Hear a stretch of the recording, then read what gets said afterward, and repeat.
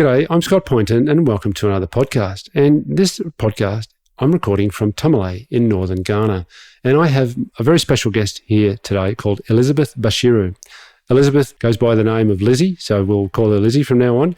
She is working here in Ghana on a Pond Foundation initiative called Hilary's Kids. And I'm going to let Lizzy tell you all about that. But first, how are you, Lizzy? Good morning. Good morning, Scott. Lizzy's been in this job for just a couple of months, really, Lizzy. Tell us about you and tell us about how you got into this amazing position where you're doing this great work with the communities out here in northern Ghana. Just tell us about Lizzy Bashiru. Thank you very much for having me, Scott. As you mentioned, my name is Bashiru Elizabeth. I have a background in hospitality. But growing up, I would say I had an experience because my mom was a social worker. She was a girl child officer. But then I also had some personal experiences that helped me build myself and become who I am today. Growing up, my dad did not believe in girl child education. He felt that as a lady, immediately you are done with high school, the next thing is to get married, start having kids. A lady has no business with education. But then my mom, at the other hand, had education. She understood the importance of education. So she fought for me. It wasn't easy because men have an upper hand in determining what happens to the child than the woman that's in northern Ghana here. Tell us where you're from here in northern Ghana. Obviously, it's a big part of the world. And just a little bit about where you grew up. Really fascinated about your cultural background there. So I'm from northern part of Ghana, Boku to be precise. Most of you might have heard of Boku. We have a lot of war ongoing currently. But growing up, Boku has a weird culture that maybe you guys might not be familiar with. That here, men have a lot to say, women have nothing to say. All we do is listen. The men says, do this, don't do that, and you have to just follow. That is how the culture is. And children are not given the chance to go to school because parents don't understand the importance of school in northern parts of Ghana. So you find a few people having access to education, but most of the people here don't have access to education. So growing up, it was very challenging. But then when you have people who support you and know what education is, they fight for you and you can get there. And I had that opportunity, but most children out there don't have that opportunity. Right. And so your mum was a great influence on you. As you say, she was working also, which is a bit unusual up here, and set about getting you an education. So where did you get an education, Lizzy? I had my education in basic school in Biwa, junior high, primary school. Then I went to Boku Sectec, which was a senior high. Later I came to Tamale, which is still the northern part of Ghana. I schooled in Tamale Technical University where I had an HND in hospitality. So that's how far my education has been. And so you got into the hospitality sector. So tell us a bit about that. What were you doing there? Chickens, right? Well, the hospitality aspects. Growing up, I felt I loved food. I like to talk. I like to socialize with people. So when I was going to the Polytechnic, I thought to myself, what was the best course to help me express the things I love to do? And hospitality was the best course for me. And I enjoyed it. I won't lie about it. So that's how come I got into hospitality. And I've not regretted since. Yeah, and where did you work? What was it called? Chicken something? Chicken Republic. Chicken Republic, that's right. That's a Nigerian company. Okay. So they have a franchise in Ghana here. So they had one in Tamale. So I worked there as a skills trainer, which means I was in charge of training their workers, both in the cooking department, hosting department, frying, all departments of the restaurant. So I was in charge of supervising that and giving them training as well. Okay. And so how did you end up here in working for Hilary's Kids? Well, actually, tell you what, just tell us first about Hilary's Kids. What is Hilary's Kids Initiative? This is a project that was started by the Pond Foundation. Scott, you've worked with Hilary Thompson, who was a big fan of children. She wanted to make sure that children had education, had access to good health. And unfortunately, she didn't live to fulfill that dream. She passed. But then the Pond Foundation and her children decided to make that dream come true. And they've started that in northern part of Ghana, which I've had the opportunity to work with them and bring that dream to a reality. Yeah, I'll pause a moment. Hilary Thompson, as you mentioned, was this amazing person that I worked with in my previous foundation, the Forest Trust, which is now called Earthworm Foundation. And she was just this great champion for for children, really, to make sure that they were cared for and they were educated and had opportunities in life. They didn't end up just, working as child labourers in factories and things like that. So she was quite an amazing person. So yeah, Hilary's Kids Initiative is really designed to give kids an opportunity. And so we're working here. We should mention our partner in Ghana is Kasima Ghana Limited. And you're our Hilary's Kids manager or representative or whatever here. You're controlling the whole project. So tell us about what you're doing, Lizzy, and what Hilary's Kids is doing here in northern Ghana. Hilary's Kids is doing a lot in northern Ghana here. So what we do is we go to communities that are far from town because that is where they have a lot of challenges. Let's just pull that back a little bit and perhaps we can explain overall what Pond Foundation is doing here in Ghana and the whole project around Bambara beans. Maybe, and then Hilary's Kids fits in under there because which communities are you going to? Well, they're the communities that we're partnering with. So maybe just quickly tell us about the overall project. So last year, Pond Foundation in partnership with Kasima worked with 25 communities, that's under 5 districts, to produce Bambara beans for WhatIF, to produce their milk and noodles. And so we've decided to help the farmers' children in their education, in their health. Also, recently, we've decided to also help their women find a source of income. And now we have about 8 districts and we have 56 communities that we are currently working with. So far, we've been able to donate to 11 communities. So that means we still have a lot, about 42 communities to go. So that is how we select our communities. These are the communities we are working with. It's the same communities that the Bambara project is operating in. So it's not a different community. So these are the communities we operate in. We go into those communities. Some of them don't have schools. Some of them don't have hospitals at all. Some don't even understand what education is. When you go into these communities, you see children and it's school time. It's school hours and they are sitting. You ask the parents, why are these children not in school? And they feel that you're asking a funny question because they don't know why you're asking why the children are not in school. They don't even know why they should go to school. School is not so important to them. So we find a way of educating them of the importance of school. Let them understand that these children, when they go to school in the future, they turn out to be like us or even more than us. So we give them this education. And schools that already have schools, but they lack a lot. Some of these schools, you go, children are sitting on the floor. They don't even have uniform. You don't even know this is a school. You think it's a playground, but it's actually a school. No uniforms, no furniture, no learning materials. No teachers sometimes. No teachers most of the time. So at Hilary's Kids, what we are doing is, for now, we don't have enough funds. The little funds we have, we try our best to provide learning materials to these children so that it can improve on their education. And we have other communities that they have cheap compounds. Cheap compounds are like health facilities.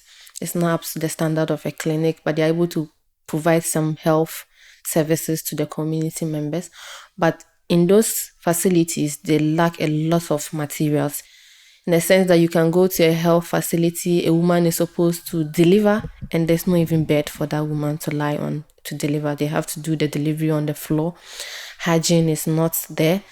They end up getting infections and they'll have to transfer them to Tamale here. They don't even have the money to come to Tamale here and they are causing them more harm than good.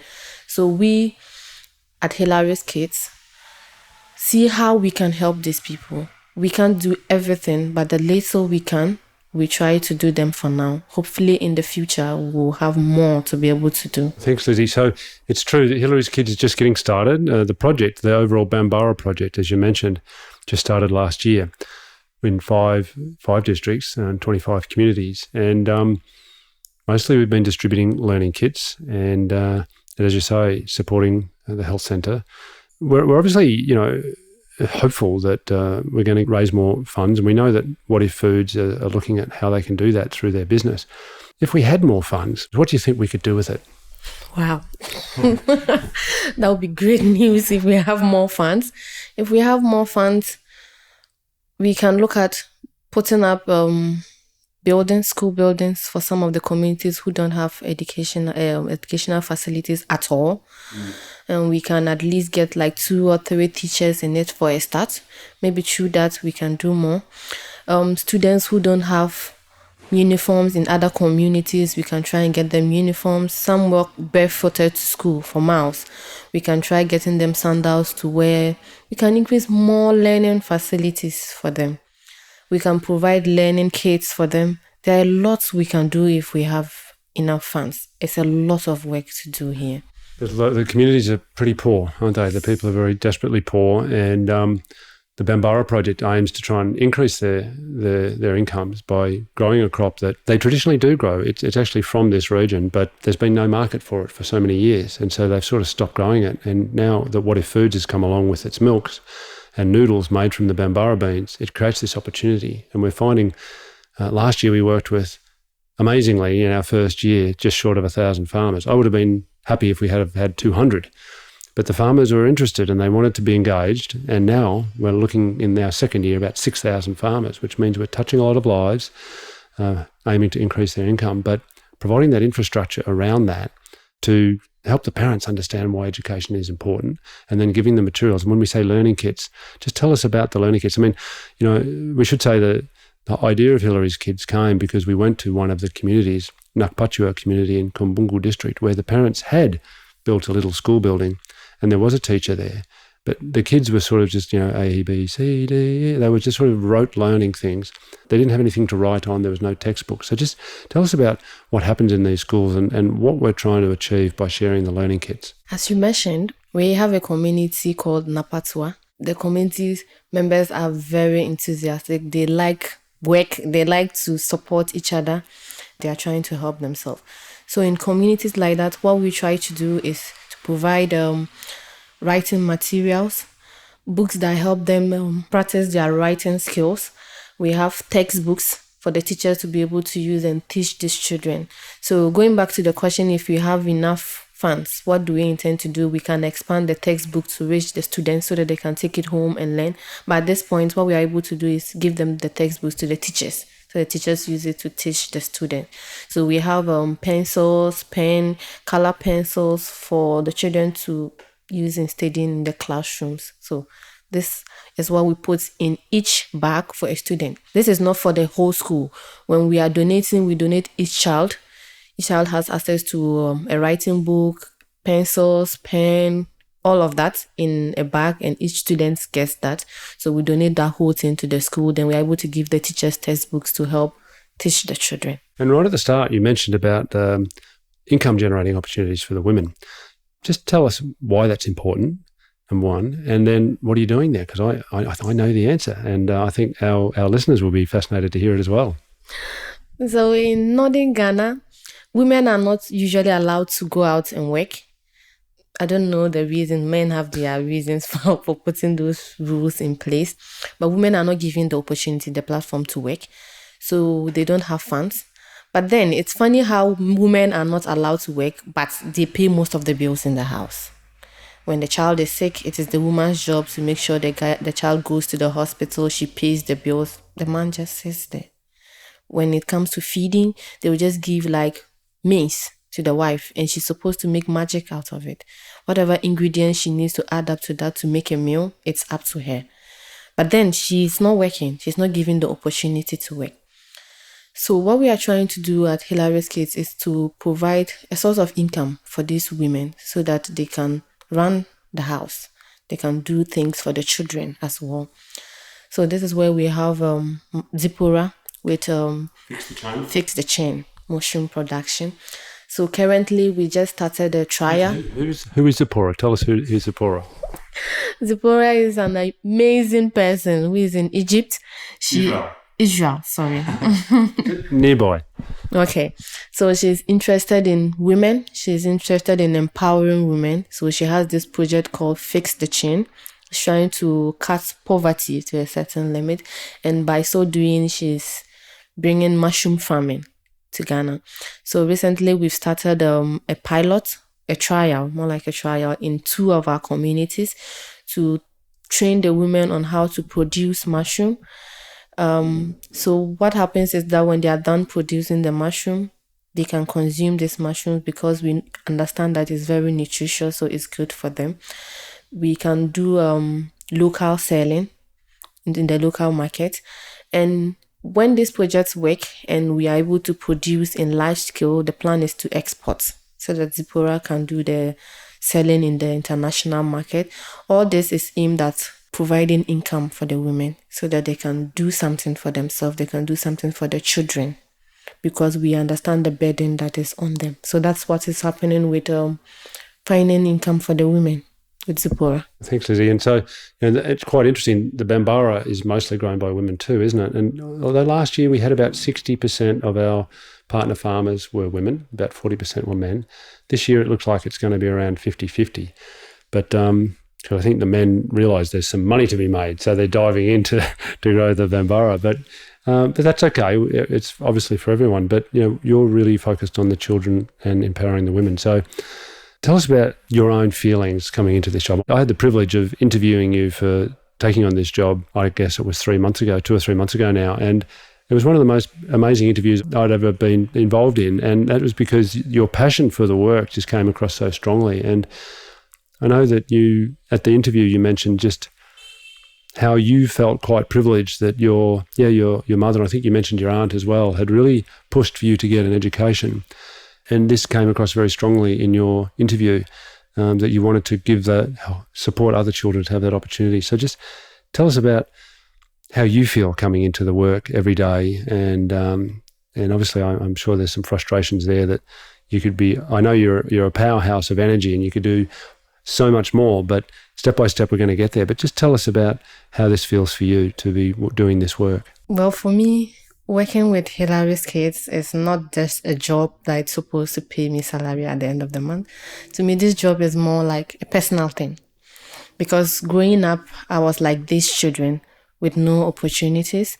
Growing up, I didn't really have a choice. You just do what your father says you should do, your parents say you should do. You don't go to school, you go to the farm. And that was how life was. But growing up, I saw my aunt be the girl child officer. She was trying to stop girl pregnancy, early marriages, girl education. She was making sure girls go to school. And I grew up and I saw her do that with so much passion. And she also did that for me. So today, I feel that it's a chance to also give what my auntie gave to me. Give girls like me an opportunity to education. Give girls like me power. Because in Northern Ghana here, they are not given that opportunity. So to me, this job is more of a personal thing. I want young girls like me to also have the opportunity I have today and even more. And their parents will possibly not be able to give them that. So it's my chance to give them that opportunity. So that is what I am fighting for. It's not just a job that's supposed to pay me money. That's not it. Yeah. I can tell our listeners that you're doing a good job, Lizzy. We're so excited by all the things that you're involved in and pushing forward. And it is early days, but let's just cast our mind forward. Where the project you think will be in 5 years' time.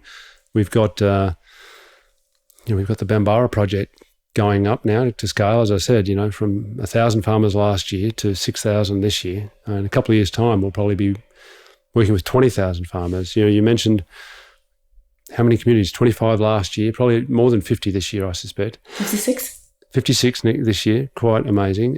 We've got to be able to get around and support those communities, and there's so much to do. The health question, the education question, women's empowerment, all of these things. There's a lot to do. Where do you think Hilary's kids are going to be in 5 or 10 years' time? In 5 or 10 years' time, I'm hoping that people will come to believe what we are doing, what we are trying to do here, meaning we'll have more donations coming in. And that will mean we'll have a lot of communities. We'll have a lot of children to educate. We'll have a lot of women to empower. We'll have a lot of happy people here. Talking in figures, we'll be having 1,000 children that will be educating. And to me, that will bring a lot of joy to me. And maybe to people who are interested in what we are doing, they will donate more and they'll see the work we are doing and they'll be happy. So 5 to 10 years' time, Hilary's kids should be big.